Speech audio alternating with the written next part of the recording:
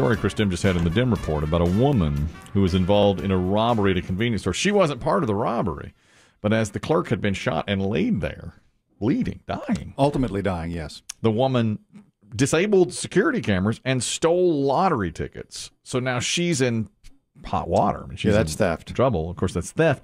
Now, I saw a Law and Order. I've seen it many, many times. A liquor store is robbed. Somebody's killed when the liquor store is robbed. And the kid who is, or the 22-year-old who's working the cash register, the thieves got like $600, but there was another $600 left, so he put it in his pocket and never, just basically claimed. Told the police that $600 was missing. Yeah, that's right. That all the money had been, or that $600 is missing, and he put $600 in his pocket. When they figured that out, they said to him, how'd they crack that part? Cameras? No. Ledgers? He had told his boss. Well, he took the 600. The worker took the 600 before the robbers got there. There was 1,800 in the kitty. I don't think he took it before. I think he just saw the opportunity and he went and cleaned out the register or the safe or whatever. We got a showdown, Law and Order style. Where's that? They don't really represent. I was going to say. I thought it was 1,800, and they went and they said we stole $600. Why wouldn't they take it all? The robbers. Well, they did one.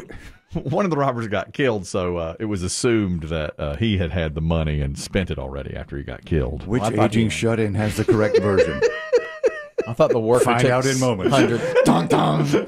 And the owner said they took 1,800, and the guy said, I only got 600. He did at the end. He did. Are you sure about this? This is one of those times I love where y'all pass judgment on my life, but you two.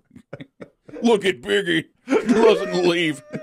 Now, which Law and Order episode did you have the clerk who stole the money in the robbery? No, now wait. Hey, the kid was lucky. Lenny was going to let him off. He was. Lenny was going to let him He took off. him outside and roughed him up and said, look, you go pay him back, and we won't say anything about this. You tell us who killed this person. Now, Lenny is played by an actor who's been dead 15 years. That's Jerry Orbach. That's my boy Orbach. The episode is from 1996. This is pre 9/11, way before. Yeah, was it? They were still talking about the first bombing of the World Trade Center. They were. That's right. The point is, when they figured out the kid who was working the counter had taken half the money or part of the money, they said to him, "We're going to get you on conspiracy to commit murder because you took that money." And somebody wound up dead. He goes, "Are you what?" And the were they cops, bluffing? Well, they were a little bit. They said it's the law, and but they were bluffing, trying to get him to talk to say, "Here's what happened," which he did, and he gave back the money. He's like, "Not only are you going to pay your boss back that money, if you don't, we're going to connect you to this murder." And he goes, "Come on, I wasn't part of the murder." And they're like, "That's the law. You were part of the robbery now." So I wonder if this woman now, I don't think, because it doesn't sound like it. Well, but so many, now that you mention it, yeah.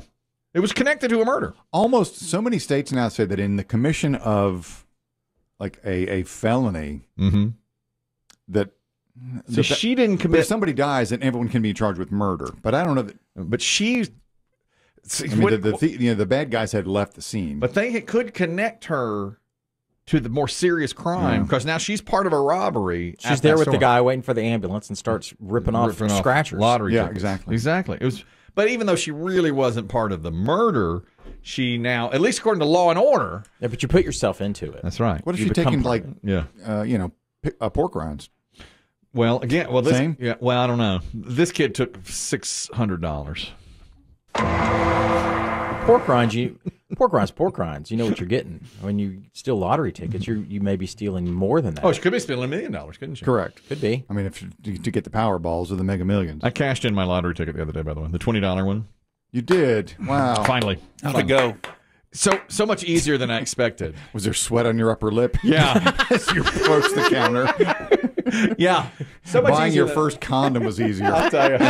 I still have both. I had the condom a lot longer than I had the lottery ticket. Nervous that they wouldn't know or that you'd be confused. I had no idea. Would you like to cash or would you like more tickets? I'd like to cash this in. Exactly. I went.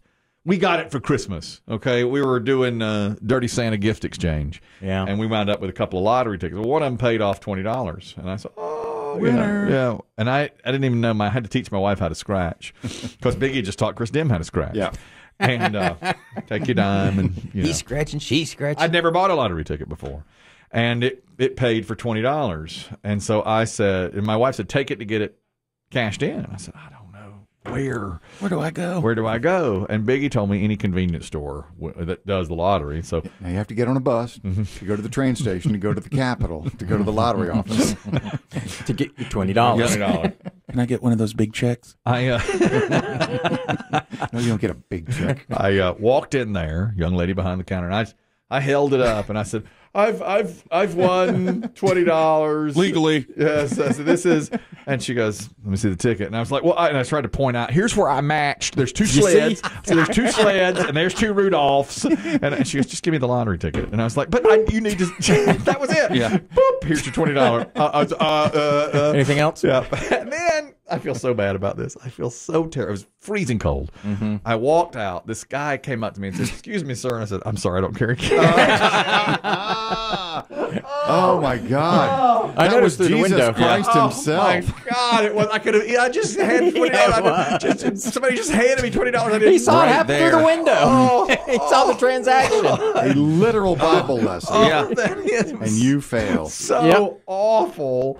And then my wife thinks the same way, because as I was telling this story to her, I said, and then this guy came up to me, he goes, you didn't give him the $20, did you? And I said, no, I kept it right. It's right here in my hot little hand right now. It's right there in my wallet. Man, God really was testing you. Okay. All right, test him. What a It's a good fail. time. You know he's going to fail, sir. It's only 20. He can't be that cheap. Total failure. I is have my faith Lord. in him. 100% failure. God, I know. And I said, I don't have any cash. Sorry. Who And comes out of a convenience store empty-handed? Yeah. Oh, God, so stupid. What'd you do with the 20? Did you spend it already? Or No, is I it got still... it right here. I got it right here in Okay. my pocket. Don't show it. Oh, sorry. How'd you write wrong camera? Oh, look at that. The remnants of my last M&M. Hold tight to that, my friend. Should we even ask why that was in your my pocket? Save it. Put it between 2 slides. I'll take it to Antique Roadshow. No, they melt in your pocket, you know. Kelly's paper. The paper melts in his pocket. It's a paper M&M. Oh, Just the Take last that home. corner. Take that home and put it in your daughter's Bible. She'll always remember it.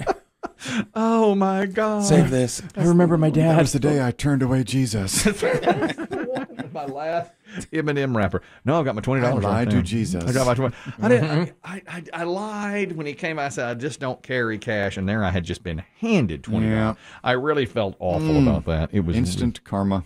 No kidding. It was really, really bad. You're right. America, inside the numbers here.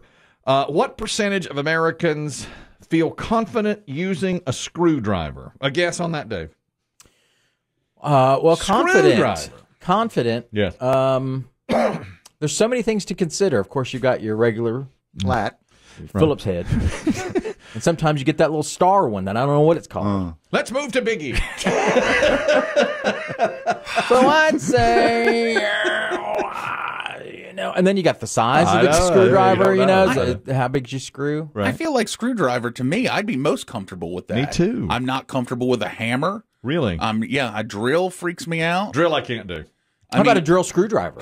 Those are the best. Yeah. They are, but I never know. But screwdriver's the one that I'm comfortable, so I think like 60 to 70%. 90. It's a That's screwdriver. what I thought. 52 said they're confident using a screwdriver. That men and women. That's shocking. Yes. 2,000 homeowners surveyed.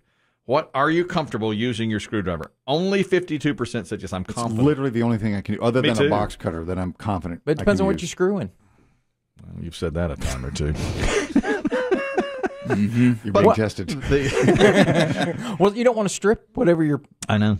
screwing into. You've said that a time or two. The drill screwdriver, I'm not confident with.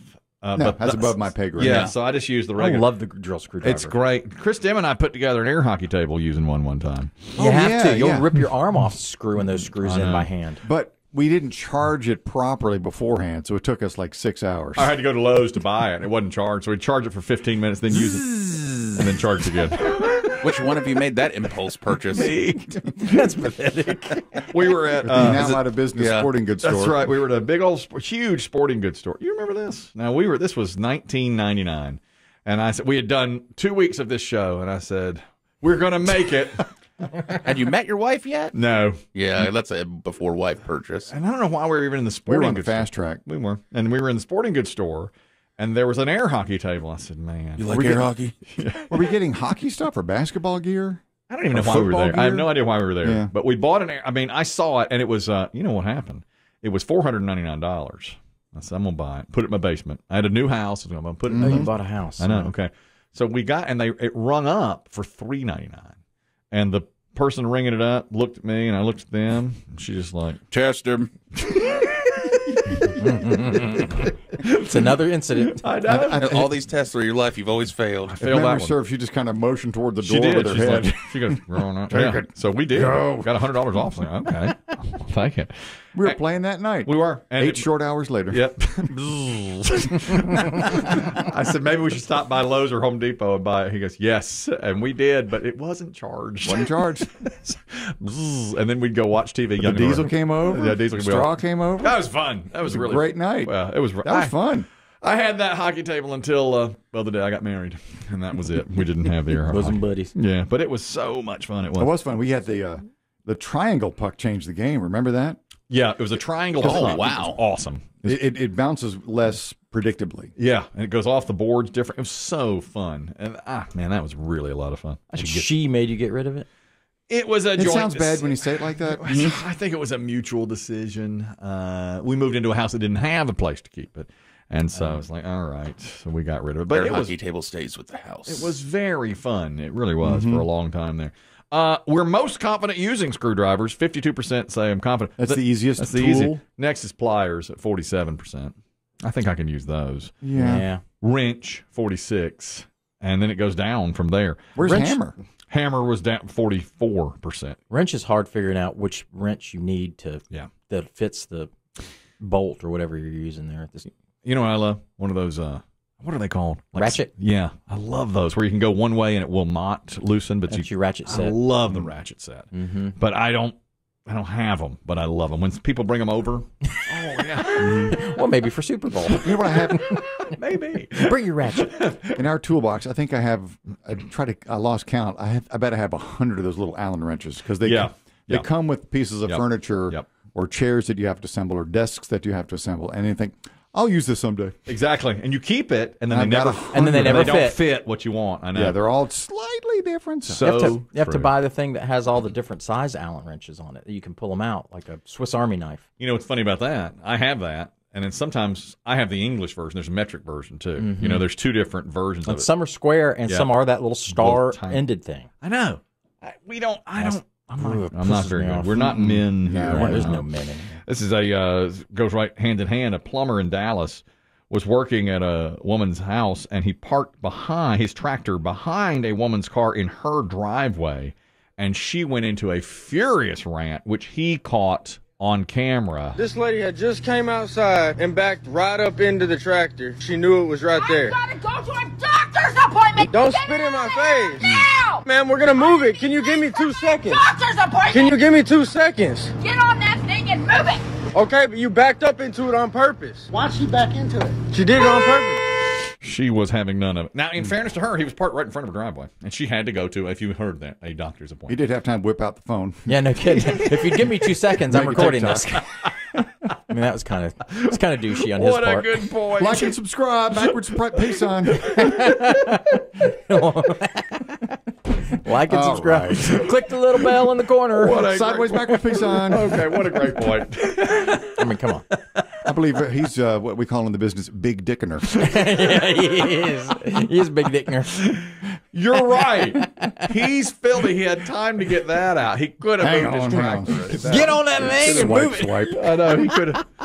Just fire up the tractor, bro. Yeah, man. No, you're right.